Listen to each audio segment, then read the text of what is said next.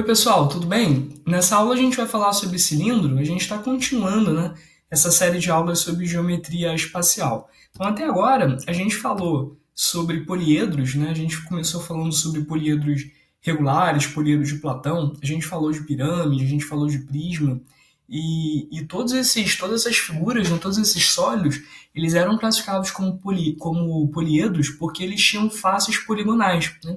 E a partir de agora, a gente vai ver outras classes de sólido, como por exemplo o cilindro, que não é considerado um poliedro. Tá? A gente pode chamar ele, por exemplo, de um sólido redondo. Né? Essa é a classificação. Por que isso? Né? Porque as faces elas não são poligonais. Você vê que logo aqui, né, na base, por exemplo, você tem já um círculo, que não é um polígono.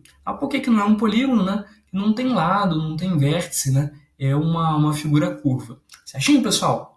Bom, outra coisa aí para a gente ver, para a gente ficar esperto, é que o cilindro ele não tem obrigação de ter base circular, tá? Não é muito comum de acontecer, mas né, você pode se deparar com um caso onde o cilindro ele tem base, a base é um setor circular, é um segmento circular, é um semicírculo, tá bom? Tudo isso pode acontecer. Então, não necessariamente o cilindro tem base circular.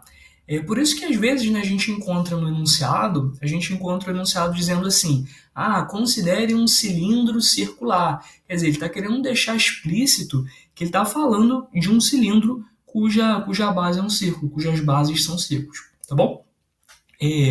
Aí normalmente, né, quando o enunciado ele omite essa informação, aí sim né, a gente vai considerar que é um cilindro de base circular, tá bom? Mas, caso contrário, né, ele vai informar aí pra gente, ele vai dizer qual é o aspecto da base, certinho? A gente tem aí os elementos, né, que nessa figura aqui destacados os elementos do cilindro, já comentei com vocês das bases, né, funciona exatamente da mesma maneira que a gente já tinha visto, né, para as bases do prisma, são figuras congruentes, contidas em planos paralelos, né, a diferença é que agora essas figuras elas não são mais poligonais, né, agora elas são figuras curvas, né. Outra coisa, né? Quando a gente liga aqui ó, uma base com a outra, a gente tem um segmento que a gente chama de geratriz. A geratriz ela é o segmento que liga as duas bases, ela funciona como as arestas laterais, que a gente já tinha visto, por exemplo, nos prismas. Tá bom?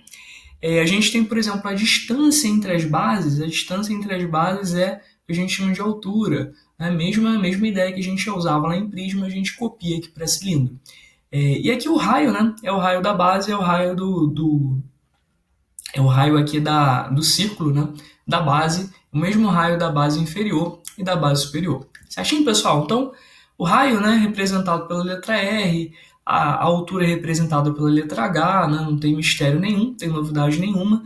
A novidade é só aqui a geratriz, né? Agora que vai aparecer para a gente em cilindro, vai aparecer na aula seguinte também, no estudo de cone.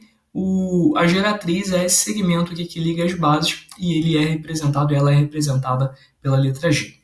Bom, pessoal, vamos lá avançar, né, para a gente falar aí dos tipos de cilindro. Do mesmo jeito que a gente já tinha visto né, no estudo de outros sólidos, a gente tem aqui a classificação de cilindro reto e de cilindro oblíquo. O que você vai fazer é observar o ângulo que existe entre o eixo e a altura. Né? O que é o eixo? É esse segmentozinho que liga aqui os vértices, né? Os vértices não, os centros né? das bases. Então, se o ângulo entre o eixo aqui e o raio for 90 graus, é porque, se for um ângulo reto, né? É porque o cilindro é reto. Agora, se esse ângulo entre o eixo e o raio não for um ângulo reto, né? For um ângulo oblíquo, a gente classifica, então, o cilindro como cilindro oblíquo. A gente pode chamar também o cilindro reto de cilindro de revolução. A gente vai ver no próximo desenho, né, no próximo slide, que o cilindro reto ele pode ser encontrado fazendo uma rotação, fazendo um giro de um retângulo em torno do eixo. Né? Vamos lá, vamos dar uma olhadinha? Olha só, aqui ó, apareceu, né? Imagino que você tem aqui um retângulo né, que ele gira bastante aqui em torno do seu eixo, né? Gira aqui numa velocidade alta. Se a gente olhar para essa figura, né, a gente vai começar a enxergar os contornos de um cilindro aparecendo no espaço. Né? aqui a altura, né, essa altura aqui do retângulo, ela vai criar aqui a ilusão, né, de infinitas retas geratrizes, né, que estão ligando aqui as bases do cilindro. Tá bom? Então é a mesma coisa dizer cilindro de revolução ou dizer cilindro reto. E é o caso em que mais aparece, né? A gente tem aí o cilindro reto e o cilindro oblíquo, mas o cilindro reto ele vai aparecer mais por conta das suas propriedades, né? Ele é uma figura mais regular, então é mais fácil, né, de calcular algumas propriedades, né? Então, claro, né, o que vai acabar aparecendo mais para a gente nos exercícios. Que propriedades são essas que eu estou falando, né? Por exemplo, calcular volume da base, volume do sólido, área da base, área lateral, área da superfície total, enfim, coisas assim, né? O volume, pessoal, mesmo esquema de prisma, né? Você vê que as coisas vão se repetindo. Lembra que prisma, para a gente calcular o volume, a gente precisava fazer a área da base vezes a altura. Aqui não muda, né? O cilindro também. O volume do cilindro é calculado fazendo o produto da área da sua base pela sua altura. E aí que eu tinha comentado com vocês, o cilindro nem sempre é circular. Tá? Se o cilindro aqui tiver uma base, por exemplo, que for um segmento circular, um setor circular, você vai pegar a área dessa base, multiplicar pela altura e vai encontrar o volume. No caso mais comum, né, onde a base é um círculo, aí a gente vai usar essa formulazinha πr ao quadrado vezes h, né, já observando que πr ao quadrado é a área da base. Bom, para a gente poder descobrir as áreas das superfícies, vale a pena aí a gente planificar a figura. Então você pode olhar aqui para esse cilindro e imaginar que ele é construído de papel, de papelão, né? Como é que você faria para construir uma embalagem cilíndrica com papel, né? O que você faria? Você faria provavelmente aqui o caminho contrário, né? Você recortaria dois círculos, né? Recortaria aqui um retângulo e ligaria, né? Ou pelo menos desenharia, né? Num papel um retângulo e os dois círculos unidos, né? Os dois círculos se encostando aqui no retângulo, recortaria a figura e tentaria juntar, né? A gente pode pensar de trás para frente, né? Imagina que você, ao longo aqui da altura, né, ao longo da geratriz, comece a recortar em linha reta. O que vai acontecer? Essa região lateral ela vai se abrir, né, e você pode esticar aqui no retângulo. E aí, automaticamente, né, fica muito fácil de calcular, por exemplo, a área dessa região lateral, né, porque apareceu aqui um retângulo de base e altura facilmente identificáveis, né? A altura é a própria altura do cilindro o comprimento é o comprimento da circunferência. Só você pensar, né, que essa linha que eu tô marcando, né, que é a base aqui do retângulo, ela precisa ficar exatamente sobreposta sobre o perímetro aqui do círculo da base, né? Então a gente tem o mesmo comprimento.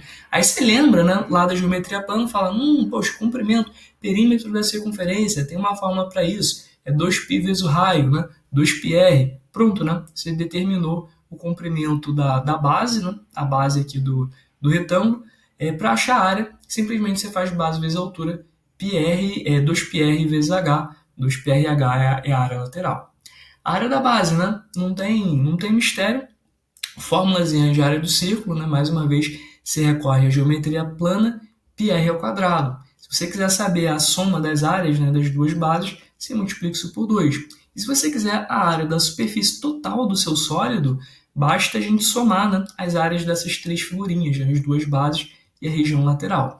Observa que vai ficar 2πr ao quadrado mais 2πrh. Você escreve 2πr em evidência e fica desse jeito, né, 2πr que multiplica r mais h. Certinho, pessoal? Então, essas fórmulas, né? Claro, né, que a gente, com o uso, a gente acaba memorizando, mas observa que você não tem obrigação de memorizar, né? É muito fácil de fazer essa figurinha ou imaginar essa figura do cilindro planificado, né? E perceber de onde que vem, né? De onde que vem essas fórmulas, né? Percebe, né? Que esse retângulo aqui da lateral, né? Ele tem dimensões 2πr e h, né? E daí você consegue chegar em todas essas fórmulas aqui que você precisa. Certinho, pessoal? Então, falou de cilindro reto, falou de cilindro de revolução, a gente pode aproveitar essas formulazinhas que vocês estão vendo aí no slide. Aliás, essa fórmula do volume, ela vai continuar funcionando ainda que o cilindro não seja circular, né? Você só vai ter que mudar aqui o π ao quadrado pela fórmula aí correspondente, né, à área da base do seu cilindro, né? No caso do cilindro não ser circular. Mas vamos lá, pessoal, vamos avançar, né? Falar de seção meridiana. Seção meridiana é a interseção de um cilindro reto com um plano perpendicular ao plano da base e que passa pelo seu centro, tá bom? Então essa interseção aqui do plano, o plano passa pelos centros, ele contém os centros das bases, né? E ele corta o cilindro. Na verdade, ele divide o cilindro exatamente ao meio. A gente até chama, né, cada uma dessas metades de semicilindro.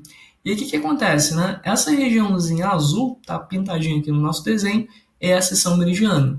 Ah, eu quero saber quanto que vale a área da seção meridiana. Poxa, é muito fácil, né? É só você perceber que isso é um retângulo, a seção meridiana é um retângulo, de base, a base aqui coincide com o diâmetro do círculo, então é 2π, 2π não, desculpa, 2r, né? 2r o diâmetro, e a altura é o h, né? A altura é h, é a própria altura do cilindro. Então, se você quer saber a área desse retângulo, só fazer base vezes a altura, 2r vezes h, achou, né? Achou.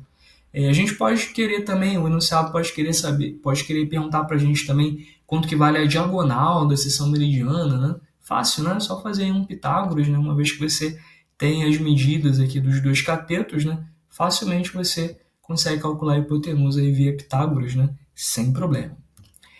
Pessoal, às vezes, né, a gente tem uma figura aí mais regular, onde a seção meridiana é um quadrado, né? Eu tinha falado para vocês, deixa eu voltar aqui um pouquinho. Eu falei aqui para vocês que, nesse slide, né, que a seção meridiana é um retângulo. É verdade que é sempre um retângulo, mas pode ser, né, em alguns casos, que além de ser retângulo, seja quadrado também, né? É o caso aqui onde a geratriz, né, a altura aqui, ou a geratriz, coincide com o diâmetro da base. E aí, nesses casos, pessoal, a gente chama, né, o cilindro com essa propriedade, a gente chama ele de cilindro equilátero. Tá? Então, o cilindro equilátero é aquele cilindro onde a seção meridiana é um quadrado, ou dizendo de outra forma, o diâmetro da base coincide com a altura, coincide com a geratriz, né? Você pode dizer assim também, tá certo? Então esse é o cilindro equilátero. Também tem várias propriedades, né? Se você quiser saber aqui a diagonal, é fácil, né? Aliás, afinal é a diagonal de um quadrado, né? É só fazer a altura aqui dele vezes raiz de 2, né? Enfim, quiser descobrir o volume também, a área lateral, né? Essas coisas são facilmente calculáveis, desde que você tenha... Você pode ter, por exemplo, só o raio, né? Só o raio aqui da base e saber que o cilindro é equilátero, você consegue calcular aí todas essas medidas, né, de área, de volume, de diagonal, sem problema. Bom, pessoal, talvez a ideia é mais complicadinha, né? Vocês vão vendo que cilindro realmente é um assunto muito simples, mas não existe, a gente sabe, né, que na matemática não existe assunto simples que não seja possível de complicar, né? Sempre tem aquele jeitinho, né, de dar uma complicada. E aí eu trago para vocês agora no finalzinho da aula a ideia que talvez seja a ideia mais complicadinha envolvendo o cilindro, que é a ideia de tronco de cilindro, tá bom? Então tem gente que de repente nem conhece, né? Fala assim, como assim, né? Eu já tinha ouvido falar em tronco de pirâmide, eu já tinha ouvido falar de tronco de cone, mas como assim tronco de cilindro? Cilindro tem cone, né? O tronco de cilindro, pessoal, é essa figura aqui que a gente encontra quando a gente faz um corte enviesado, né? Quando a gente faz um corte oblíquo, ou seja, um corte não paralelo às bases em um cilindro. Tá? Então, se você faz um corte assim, ó, como tem esse corte pontilhado, você vai gerar aqui uma figura, aliás, você vai gerar dois sólidos, né? No caso que a gente pegou só o sólido de baixo, um sólido que não pode ser classificado como cilindro. Tá? Mas por que ele não pode ser classificado como cilindro? Né? Eu estou vendo um círculo aqui em cima, eu estou vendo um círculo aqui embaixo. O problema é que esses círculos eles não estão contidos em planos paralelos, tá bom? Observa que aqui o cilindro, né, original, você tem as bases paralelas, né, as bases contidas em planos paralelos. No tronco isso não acontece. E aí ele pode perguntar para você, quanto que vale então o volume desse tronco, né? E agora, né? O que a gente faz? E aí, pessoal, a formulazinha é muito fácil, né? é quase a mesma fórmula que a gente já tinha, a fórmula para volume do cilindro. Como é que era mesmo, né? Era a área da base vezes a altura, então era πr ao quadrado vezes a altura, né? A diferença é que agora a gente vai trocar a altura do cilindro, pela média entre as alturas máxima e mínima aqui do tronco. Então observa que H2 aqui na figura é a altura máxima, H1 é a altura mínima, você tira a média entre esses valores, né, e substitui na fórmula. E aí vai ser a média entre essas alturas vezes a área da base. E aí, pessoal, é fácil, né? É fácil a gente ver que essa fórmula está certinha pelo seguinte, né? O que a gente faz? Se a gente tiver duas cópias desse tronco, a gente consegue encaixar uma na outra, né? Encaixa uma em cima da outra, e isso vai gerar um cilindro cuja altura é a soma dessas duas alturas. A altura é H1 mais H2, né? Ou aqui como eu escrevi, H1 mais Hzinho. E aí o que você vai ver, né? Você vai ter um cilindro, né? Se você junta dois sólidos iguais a esse tronco, né, dois sólidos congruentes, você vai ter um cilindro de altura H mais Hzinho. Então, qual vai ser o volume dele? A área da base que multiplica a soma das alturas.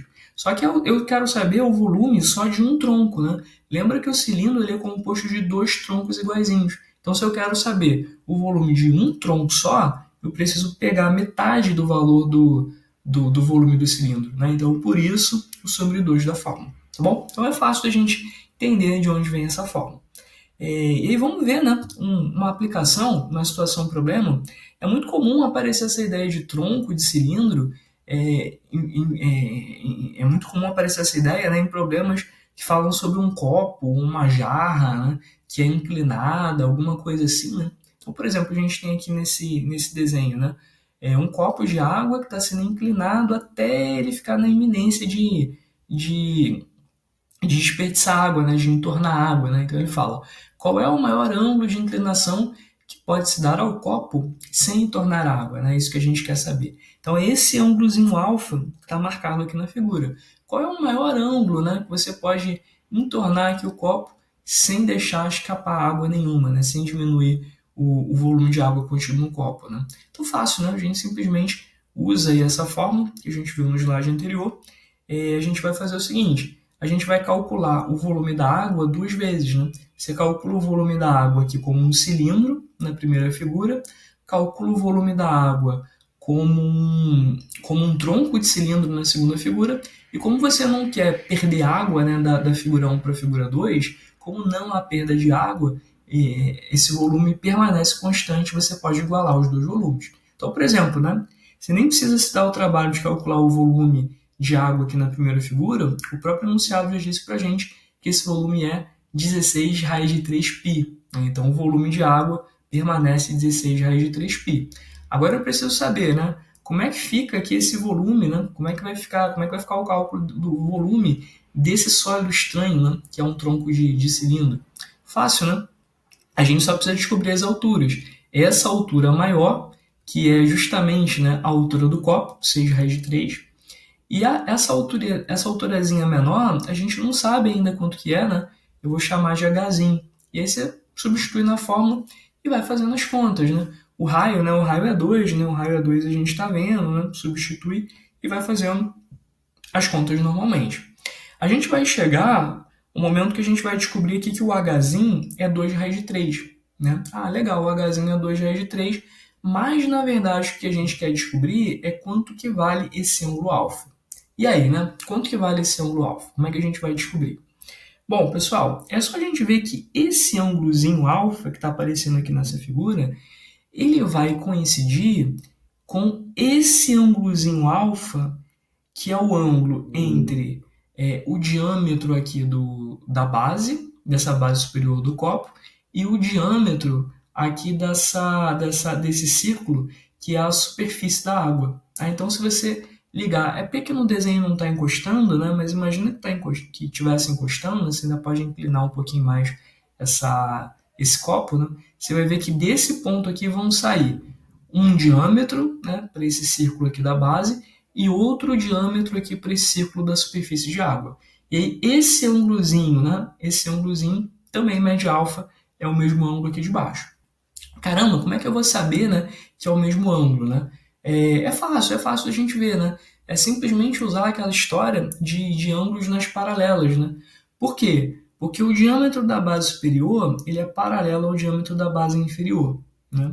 E essa linha reta aqui, essa linha reta é paralela, essa linha reta ela está contida aqui no plano de sustentação, né? No plano de suporte do copo, e ela vai ser paralela a linha que é o nível da água, né? Ao nível da água, certinho? Então, como você tem duas paralelas, duas retas que são respectivamente paralelas a duas retas aqui embaixo, então é claro que os ângulos que formam são iguais, certinho?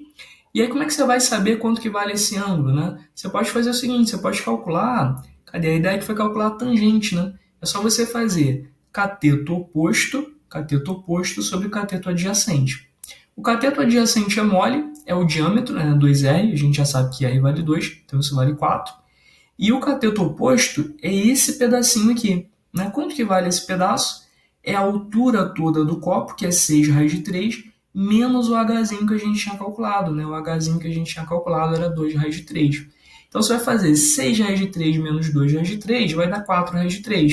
Simplificando 4 em cima com 4 embaixo, você descobre que a tangente desse ângulo alfa é raiz de 3. E aí você recorre lá à trigonometria, né? Lembra lá dos seus conhecimentos de trigonometria, e verifica, né? Fala, poxa, esse ângulo agudo cuja tangente é raiz de 3, só existe um, né? Não há dúvidas, né? Só existe um ângulo agudo cuja tangente é igual a raiz de 3, esse ângulo é 60 graus. E aí pronto, né? Você vê, poxa, eu posso dar aqui no máximo um giro, né, de 60 graus, não mais do que isso. Girar um pouquinho mais que 60 graus, você começa a ver aqui a água entornar. Certinho, pessoal? Então, essa foi a nossa aula de cilindro, né? Deixo aí para vocês os exercícios, pratiquem e até a próxima aula, que a gente vai falar sobre cone, tá bom? Então, tchau, tchau, pessoal, e aguardo vocês na aula de cone. Até!